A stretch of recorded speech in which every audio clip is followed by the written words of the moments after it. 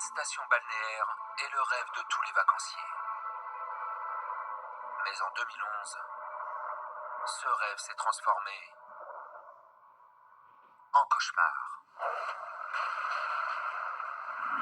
Ma vie a basculé en quelques secondes. Une série d'attaques effroyables. Les toutes premières sur ce littoral. Je ne veux pas associer attaque de requins avec une destination comme Cancun. La cause de ces attaques est un mystère. Les spéculations allaient bon train. On voulait lever le voile sur ces incidents. La vérité pourrait avoir des conséquences sur les lieux les plus touristiques du monde entier.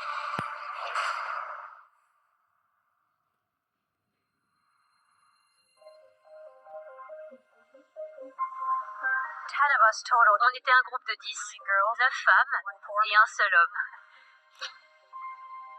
En janvier 2011, Nicole Moore est en vacances à Cancun avec un groupe d'amis. J'adore Cancun.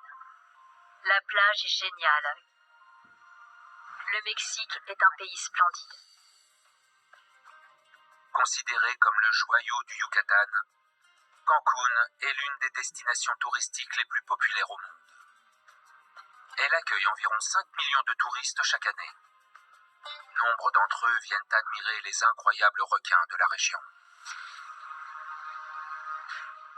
Des requins-baleines aussi énormes que dociles qui migrent le long des côtes à deux des prédateurs les plus imposants des océans, le requin-tigre et le requin-bulldog.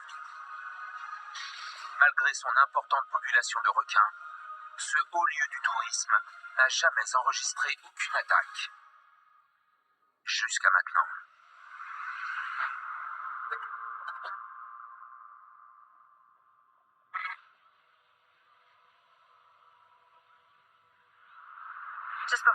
Un peu avant 11h30 du matin, je suis allée dans l'océan pour me débarrasser du sable. Je suis entrée dans l'eau. À cet endroit.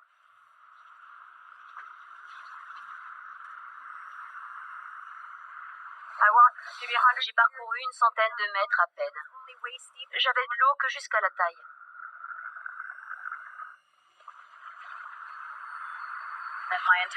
Et ma vie a basculé en quelques secondes.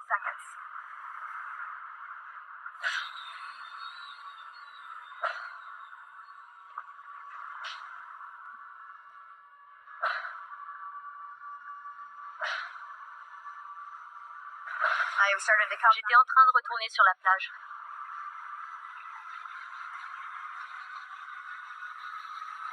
C'est à ce moment-là que j'ai reçu un coup. Et j'ai vu une mare de sang rouge vif. Mon sang. Nicole s'efforce désespérément de regagner la plage, mais son assaillant n'en a pas fini avec elle. Le requin est revenu et a avalé mon bras gauche en entier. Il s'accrochait à moi. Il essayait de m'entraîner sous l'eau. J'étais morte de peur. J'ai essayé de le frapper au museau tout en retirant ma main. Et heureusement, il m'a lâché. Quelques secondes plus tard, un conducteur de jet ski vient à son secours. De retour sur la plage, on mesure l'étendue des dégâts. J'ai compris que j'étais grièvement blessée. Et j'ai crié aux gens qui m'entouraient « Aidez-moi !» Je ne pensais vraiment pas survivre à cette journée. Nicole est emmenée d'urgence à l'hôpital. Elle a perdu 2 quadriceps et 2 muscles ischio-jambiers dans sa cuisse gauche. Et son bras gauche est presque entièrement sectionné. Le requin avait déchiqueté mon bras. Et finalement, on a dû m'amputer le bras.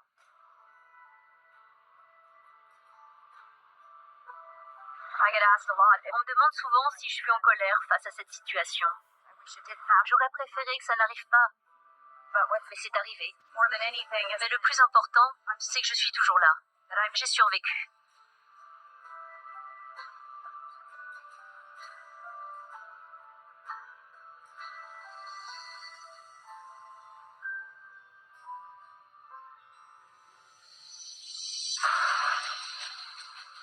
L'attaque de Nicole est la première jamais enregistrée à Cancun. Elle provoque une onde de choc dans la communauté du tourisme balnéaire. Tout le monde était surpris, parce que c'était une attaque totalement inhabituelle.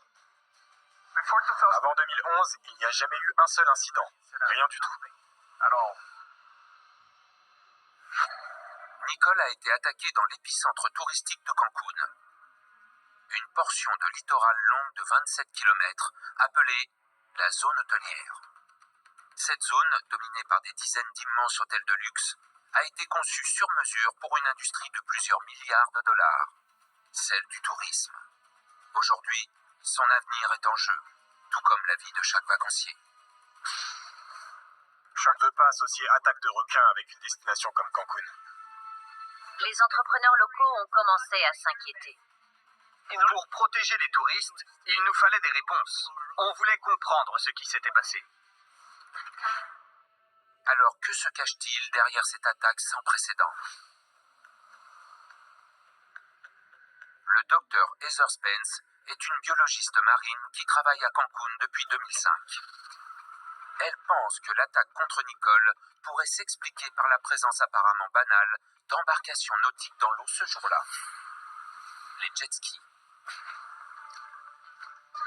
Les jet skis peuvent produire des sons très forts. Je pense qu'on devrait explorer la question de l'élément sonore. Parce que les requins sont très sensibles à l'environnement sonore. Sous l'eau, les requins dépendent beaucoup de leur ouïe pour chasser. Et certaines espèces peuvent facilement détecter une proie à près de 200 mètres de distance. Le requin reçoit les sons grâce à de petites ouvertures au sommet de sa tête, qui mènent à une oreille interne. Celle-ci est bordée de petits poils sensoriels qui vibrent lorsqu'ils sont stimulés par les ondes sonores et envoient des signaux au cerveau pour qu'il les interprète. Le Dr Spence pense que le son peut fortement influencer le comportement d'un requin. Mais pas n'importe quel son. Les requins sont sensibles aux sons de basse fréquence, entre 10 et 800 Hz. C'est très bas. Les requins sont particulièrement habitués aux basses fréquences, parce que ce sont les bruits qu'émettent leurs proies. Mais certains éléments artificiels peuvent produire la même fréquence sonore, comme les cornes de brume, certains sonars, et peut-être même les jet skis. Ce qui m'intéresse, c'est de savoir si les requins peuvent entendre les jet skis.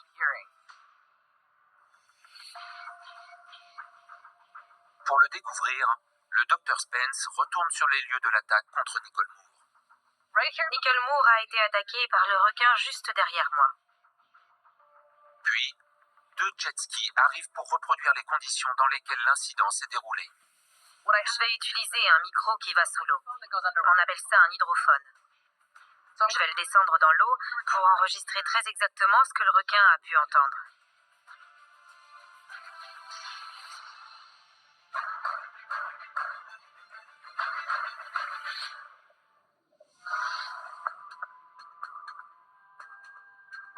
Dans un aquarium non loin de là, le Dr Spence fait passer l'enregistrement des jet skis dans un spectrogramme qui permet de visualiser les sons.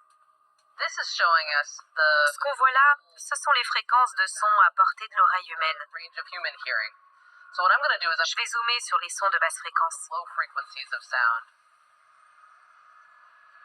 Ça, c'est ce que le requin entend.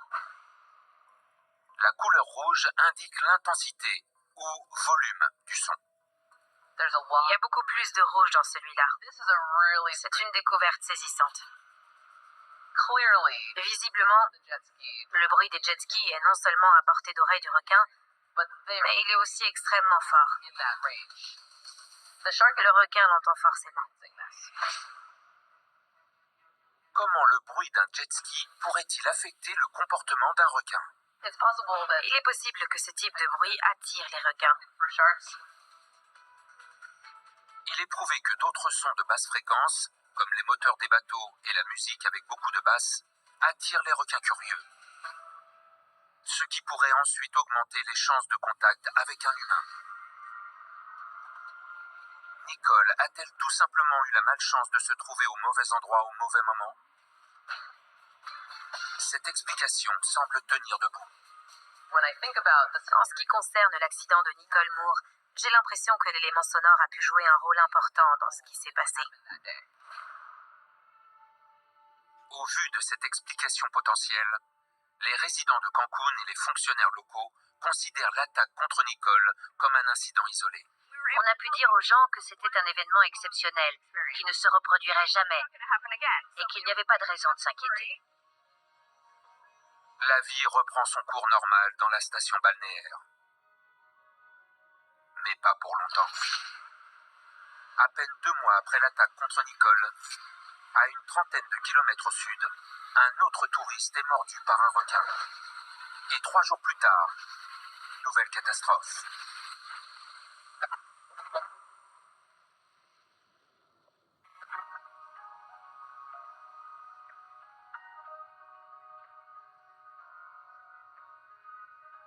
Lázaro Ramirez, maître nageur, est de service sur une plage dans la zone hôtelière. Suite aux récents incidents, il est sur le qui-vive. Avant 2011, personne à Cancun n'avait entendu parler d'attaque de requins.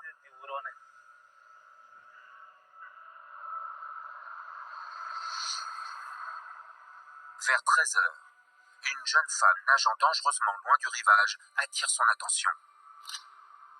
Il apprendra plus tard qu'il s'agit d'une jeune touriste russe nommée Luba Taran.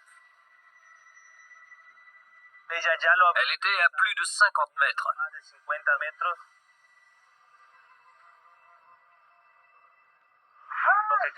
On voulait qu'elle revienne vers la plage. Elle continuait à s'éloigner à la nage.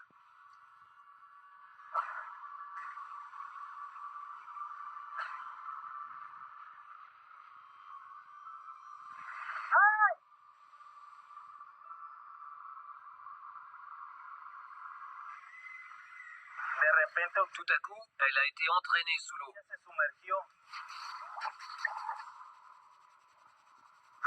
Et une grosse flaque de sang est apparue.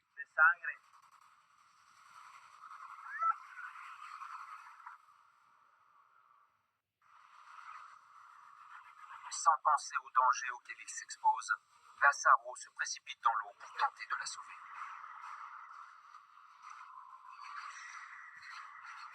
Quand je suis arrivé à sa hauteur, il y avait énormément de sang. Elle avait l'air terrifiée. Elle paniquait. Lázaro réussit à la ramener sur la plage. Elle saignait énormément et j'ai vu qu'il lui manquait un bout de jambe.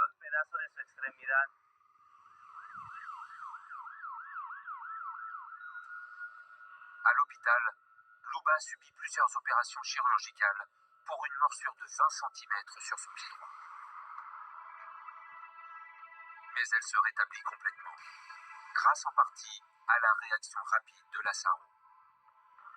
Ça m'a beaucoup marqué et je ne l'oublierai jamais.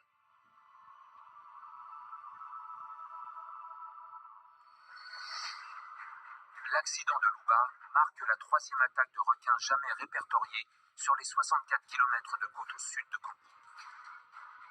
Et toutes ont eu lieu en l'espace de 3 mois. Ces attaques ne peuvent plus être considérées comme des incidents isolés.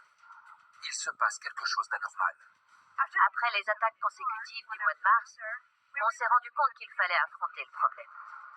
Que se passe-t-il? De quelle espèce font-ils partie? D'où est-ce qu'ils viennent?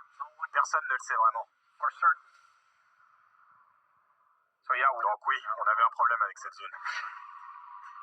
Déterminés à découvrir la cause de cette vague d'attaques, les autorités locales font appel à une équipe d'experts pour mener l'enquête. dont le responsable de la base de données mondiale des attaques de requins, George Burgess.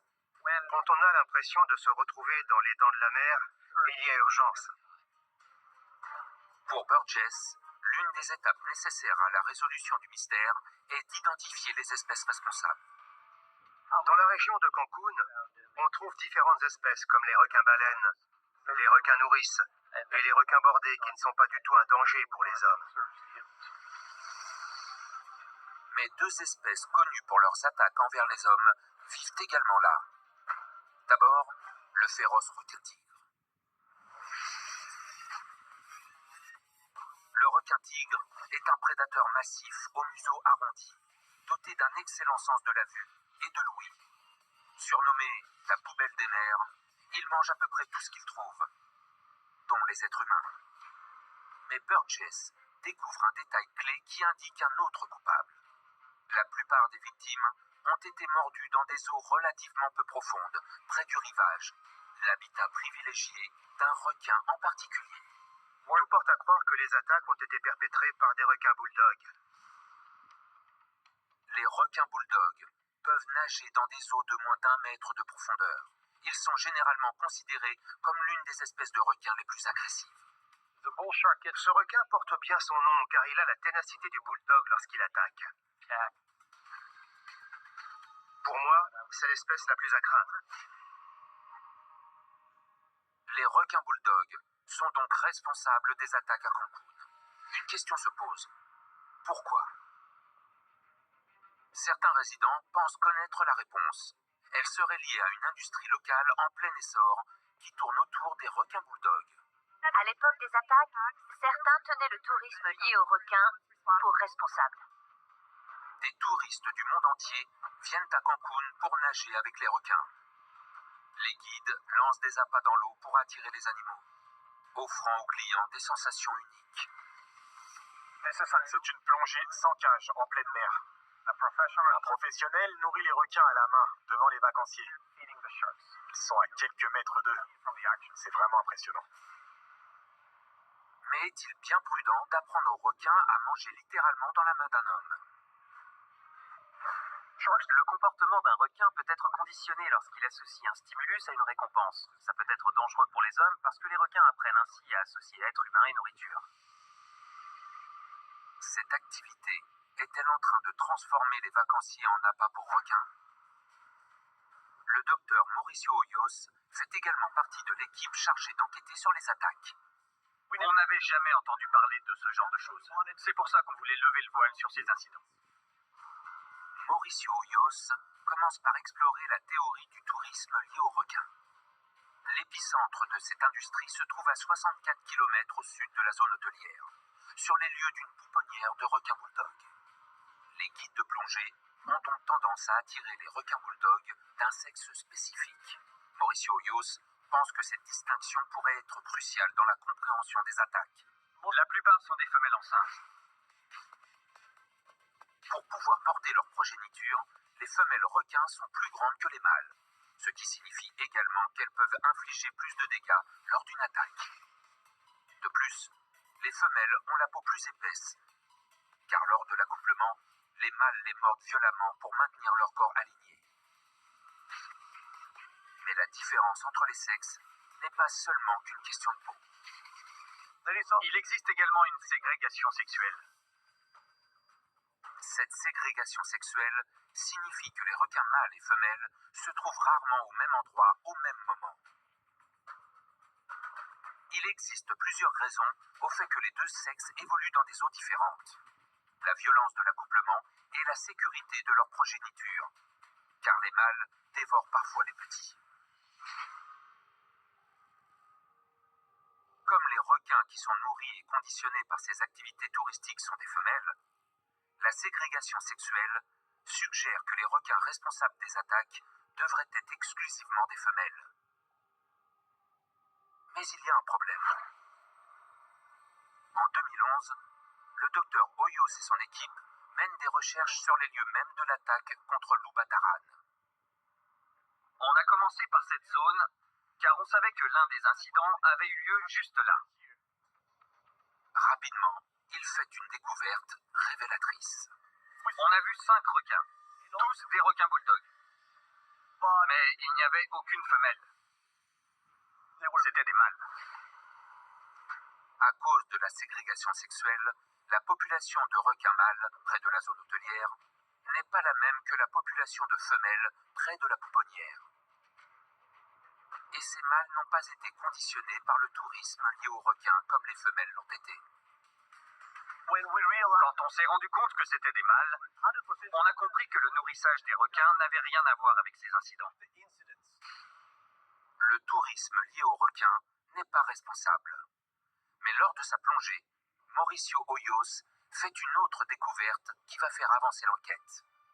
On n'a pas vu un, mais 5 requins, juste devant les hôtels. Il est très inhabituel de voir autant de requins bulldogs si près des côtes. Mauricio Hoyos en arrive donc à une conclusion effrayante. Selon les informations qu'on est en train de rassembler, les requins se rapprochent des hauts fonds en grand nombre. Mais alors, qu'est-ce qui amène les requins bulldogs à se rapprocher des touristes de Cancun?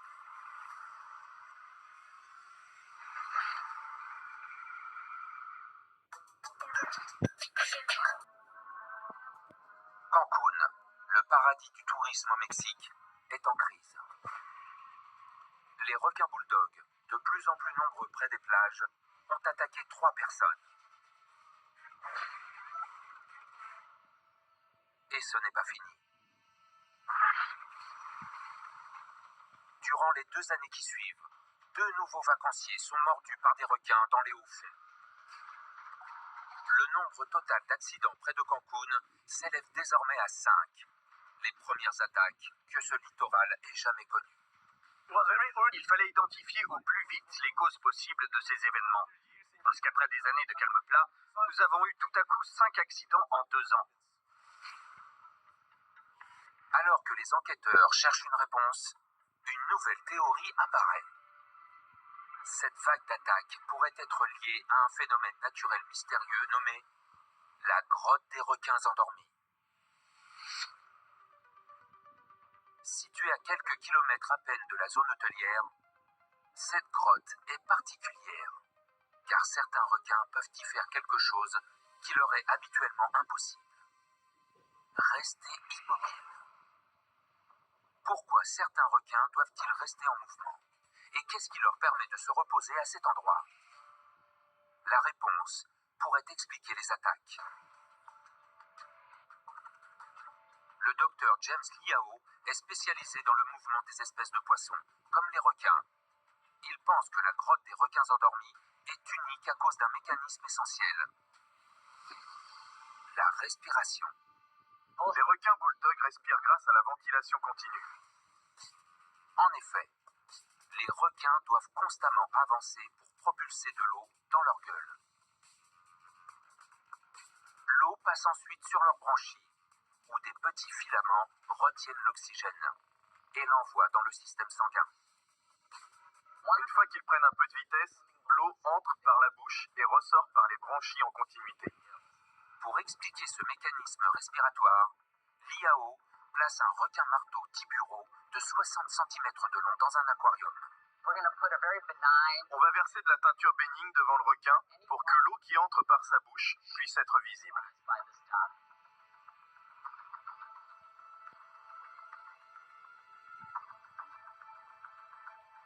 Lorsque le requin avance, l'eau colorée est propulsée dans sa gueule et ressort par ses branchies. C'est très enthousiasmant. On voit bien qu'il respire tout en nageant.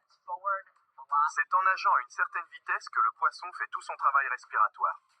Cela explique pourquoi les requins qui respirent de cette façon ne s'arrêtent pas pour dormir comme les êtres humains.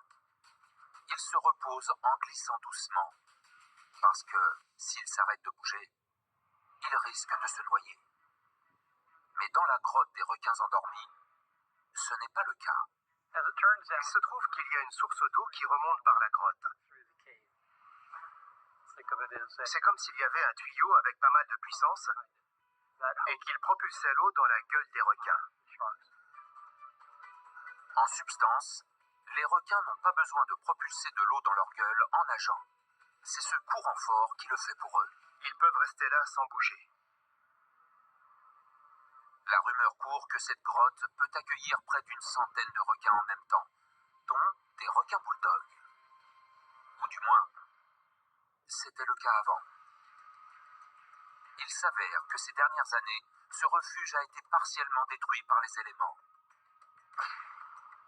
Et Kelly McLaughlin, une habitante de la région, pense que cela pourrait expliquer les attaques.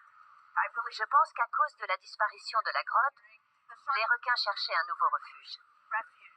Malheureusement, ils se sont beaucoup rapprochés de la côte.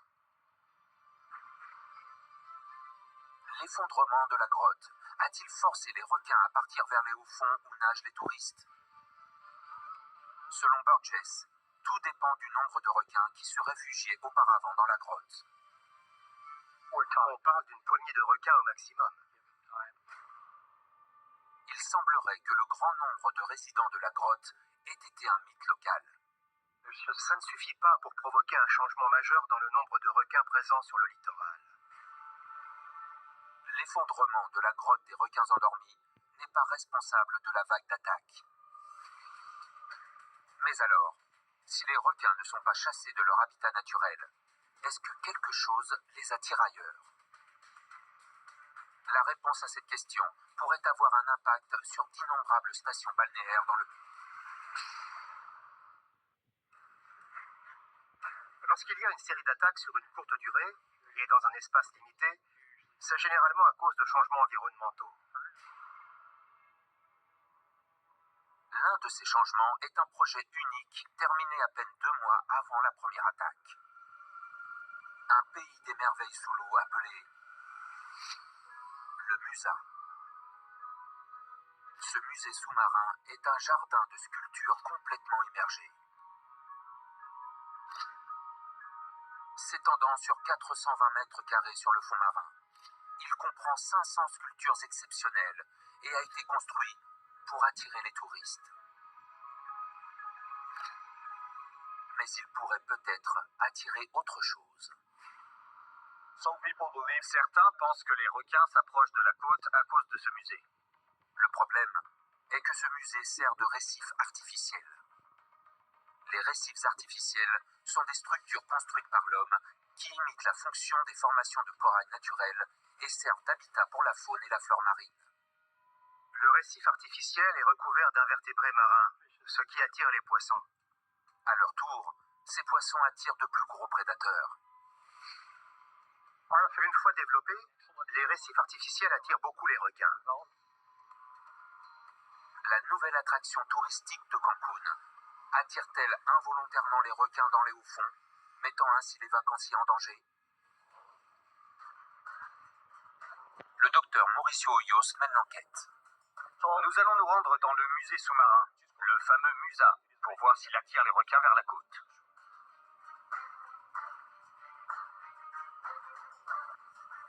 On est juste au-dessus du musée. Il se situe près des hauts-fonds, comme vous le voyez. Pour réaliser une estimation du volume de vie marine autour de ces statues, Mauricio Hoyos effectue une plongée.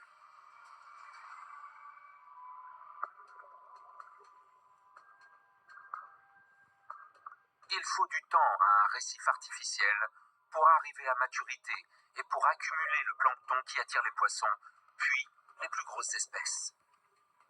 En observant la zone, Mauricio Hoyos remarque quelques petits poissons. Mais les statues ne sont pas en place depuis assez longtemps pour attirer une faune aquatique plus importante, comme des requins affamés. Ils ne génèrent pas assez de vie pour que ce soit une source de proie importante pour ces gros prédateurs. Le musée sous-marin n'est pas responsable de la vague d'attaque. Mais la plongée de Mauricio Hoyos donne lieu à une autre découverte qui offre aux enquêteurs une nouvelle piste. Oui, on a vu des rascasses volantes, qui sont une vraie menace pour l'écosystème. Cette espèce étonnante est célèbre pour ses rayures de couleur et sa crinière d'épines défensives remplie de venin qui peuvent provoquer des piqûres extrêmement douloureuses, et même la paralysie chez l'homme. Originaires de l'Indo-Pacifique, les rascasses volantes se sont mystérieusement propagées dans l'Atlantique à un rythme foudroyant. Comment cette espèce exogène pourrait-elle avoir un impact sur les requins de Cancun, au point de provoquer ces attaques? Le docteur Dan Huber mène l'enquête. Les rascasses volantes de Cancun sont une espèce envahissante. Depuis leur arrivée, elles ont perturbé le réseau alimentaire. Avec le temps, elles peuvent affecter les gros prédateurs de ce système, comme les requins. Il se trouve que les requins bulldogs et les rascasses volantes se disputent la même nourriture. Malgré leur grande différence de taille, le requin bulldog et la rascasse volante ont des proies en commun. Ils mangent tous les deux du mérou, du bar, du vivano. Et en 2013, les résidents de la zone affirment que les quantités de poissons baissent. Il est possible que les requins bulldogs soient privés de proie. S'ils n'ont pas accès à leur source de nourriture naturelle, ils vont devenir plus actifs et plus agressifs dans leur recherche d'autres sources de nourriture. Ce manque de proie pourrait-il amener les requins à attaquer les humains pour se nourrir? Ce ne serait pas la première fois. À Recife, au Brésil, le mélange de pollution et d'aménagement côtier a totalement éliminé les proies que les requins bulldogs mangent habituellement. Il s'ensuivit une série d'attaques de requins sans précédent. 47 en à peine 14 ans. Plus d'incidents que tout le Brésil n'en avait jamais connu. Résultat, Recife est devenu l'une des plages où il est le plus dangereux de se baigner au monde. Cancun est-il en train de devenir le nouveau Recife? L'invasion de rascasses volantes explique-t-elle les attaques et suggère-t-elle que le pire est encore à venir?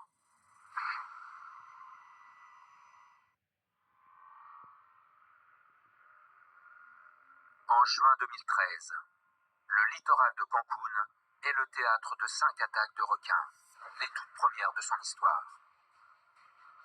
Certains se demandent si cela pourrait être dû à l'arrivée de rascasses volantes envahissantes qui réduisent la réserve de nourriture des requins, les poussant ainsi à chasser les humains pour se nourrir. Pour le découvrir, le docteur Dan Huber analyse la nature de ces attaques. Les attaques de requins peuvent être catégorisées de différentes façons. Elles peuvent être défensives, prédatrices ou à visée exploratrice. Si un requin est en chasse, l'attaque présente certaines caractéristiques. Dans le cas d'une attaque prédatrice, l'animal cherche à se nourrir. La victime souffre de blessures bien plus importantes et le requin la poursuit pendant parfois un long moment. Mais à Cancun, bien que les conséquences des attaques aient été dévastatrices pour les victimes, la durée et la férocité de la majorité des incidents indiquent une autre motivation. La plupart des attaques survenues à Cancun témoignent d'une attaque à visée exploratrice. Le requin se contente de réunir des informations sur son environnement. Il semblerait que ces requins bulldogs n'aient pas attaqué les humains pour se nourrir. Les rascasses volantes envahissantes, qui épuisent leurs réserves de nourriture, ne sont donc pas responsables de la vague d'attaque. Mais un tout nouvel incident est sur le point d'apporter la dernière pièce du puzzle.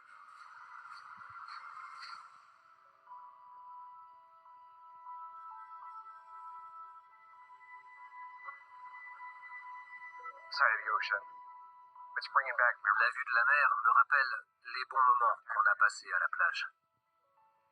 La panique et le chaos qui ont suivi quand on a dû partir. En juillet 2013, Jesse Davis, un fan de plongée, n'est pas au courant des récentes attaques de requins à Cancun. Il persuade sa femme Bonnie d'y partir en vacances en amoureux. Ma femme a toujours eu peur d'aller dans l'eau. Elle a trop regardé les dents de la mer. Quand elle a dit qu'elle voulait entrer dans l'eau, j'étais sous le choc. J'en croyais pas mes oreilles.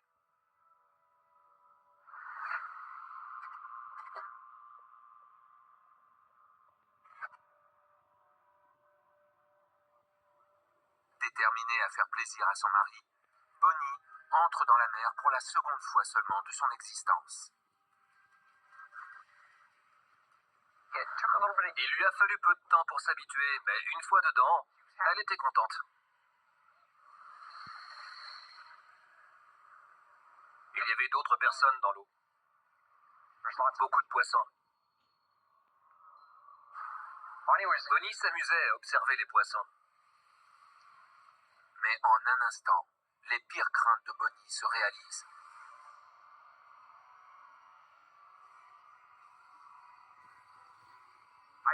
Je me rappelle vaguement avoir aperçu une ombre. L'espace d'une seconde.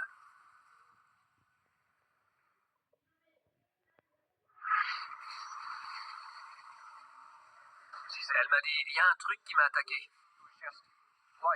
Son corps ruisselait de sang. Elle était quasiment ouverte en deux. J'étais pétrifié. Paniquée, Jessie aide Bonnie à atteindre la plage où des témoins de la scène se précipitent à son secours. Bonnie était morte de peur. Elle demandait si elle allait se vider de son sang, si elle allait mourir. J'aime ma femme de tout mon cœur. Elle est tout pour moi. J'avais très peur de ce qui allait se passer.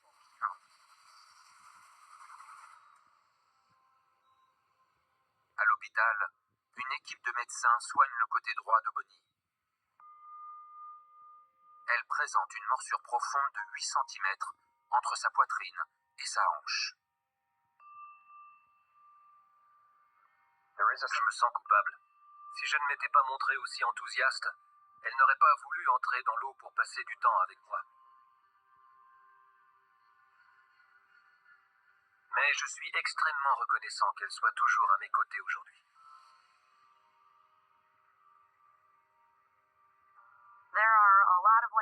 Il y a de nombreuses conséquences sur le long terme, des douleurs chroniques quotidiennes et des crises d'angoisse. Dès que je vois une ombre dans l'eau, je m'affole. Mais je ne suis plus en colère contre les requins. J'étais dans leur environnement. J'avais peur d'aller dans l'eau à cause des requins.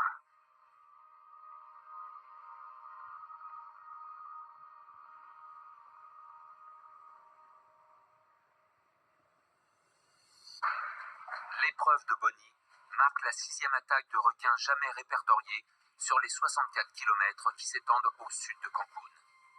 Il y a eu un changement dans ces eaux. C'est un indice découvert lors de l'attaque de Bonnie qui va enfin révéler ce dont il s'agit. La réponse pourrait affecter les vacanciers non seulement à Cancun, mais à travers tout l'Atlantique. Après 6 attaques de requins terrifiantes en moins de 3 ans, un dernier indice va peut-être enfin amener les enquêteurs à découvrir la cause de ces rencontres déconcertantes. Il y avait beaucoup de poissons. La présence de poissons est un petit détail qui en dit long.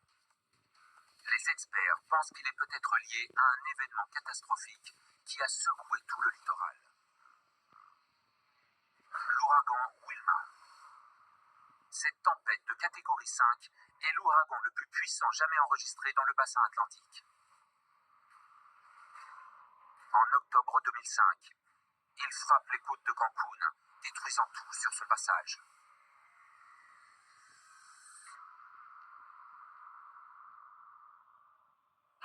L'ouragan Wilma est l'une des pires tempêtes qui ait touché Cancun. Tout était inondé. De nombreux hôtels ont été détruits. Et ce désastre n'a pas épargné les précieuses plages de la région. De nombreuses plages ont disparu. L'ouragan a emporté le sable. À la suite de la tempête, le gouvernement mexicain lance immédiatement un énorme projet de reconstruction pour restaurer les plages mondialement célèbres de Cancun. Près de 3 800 000 mètres cubes de sable sont dragués du fond marin pour environ 70 millions de dollars. Puis, la nouvelle plage est protégée de la marée envahissante par la construction d'une barrière au large des côtes.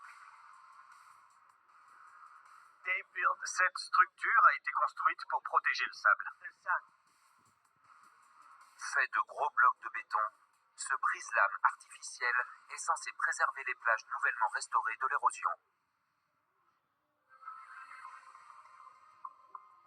Mais cette modification vitale a peut-être eu une conséquence inattendue. En effet, moins d'un an après son achèvement, la première attaque a lieu. Selon le docteur James Liao, il est possible que les structures artificielles comme le brise-lames de Cancun changent les courants des océans et, à son tour, le comportement de la vie marine. Nous allons observer comment le courant est transformé par des objets construits par l'homme, comme ce qui se passe à Cancun. Dans cet aquarium, l'eau va se déplacer de gauche à droite. Pour cette démonstration, Liao utilise un autre objet construit par l'homme, un cylindre, pour représenter les blocs de ciment de Cancun. On y va, on le descend jusqu'en bas. Comme vous le voyez, quand l'eau calme atteint le cylindre, elle doit choisir entre partir à gauche ou à droite.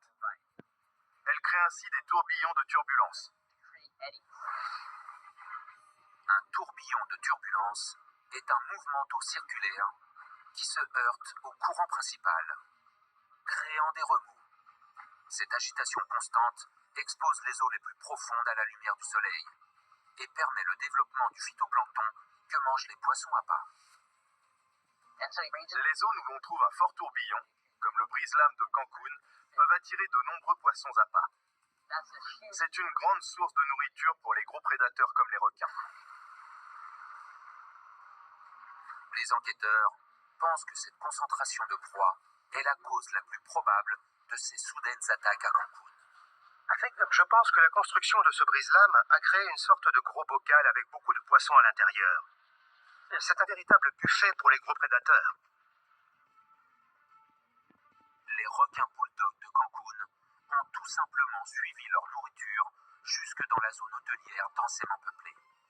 Et cet afflux de requins a augmenté les risques de contact avec l'humain. À la suite de notre enquête, on a conclu que ces rencontres étaient le résultat des modifications de l'environnement par l'homme, avec la construction de cette structure.